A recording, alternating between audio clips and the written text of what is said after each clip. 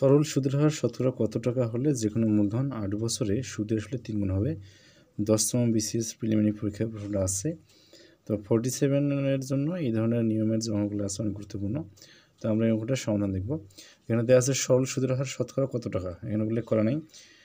যে কোনো মূলধন 8 বছরে সুদে আসলে 3 গুণ, এখানে সুদ আসলের কথা বলা আছে।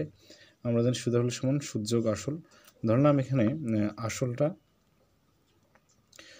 ধরে নিলাম এখানে 100 টাকা ধরি, এখানে আসল কত 100 টাকা, আসল সমান 100 টাকা।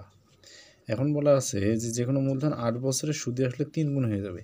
তো যদি আসলটা এখানে 100 টাকা হয়ে যায়, 3 বছরে 8 বছরে কত আছে 3 গুণ, তাহলে 8 বছর পর কত হবে সুদ আসল? সুদ আসল এটা হচ্ছে কত 8 বছর পর সমান কত হচ্ছে 3 গুণ, তাহলে 100 গুণন 3 সমান কত হলো 300 টাকা।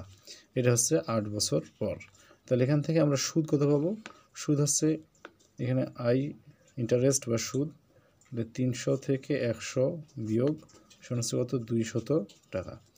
এই 200 টাকা হয়ে গেল এখানে সুদ কত বছরে? 8 বছরে। এখন বের করতে হবে সরল সুদের হার, মানে শতকরা কত টাকা, মানে এইখানে আর এর মানটা বা রেট যেটা এইটা বের করতে হবে।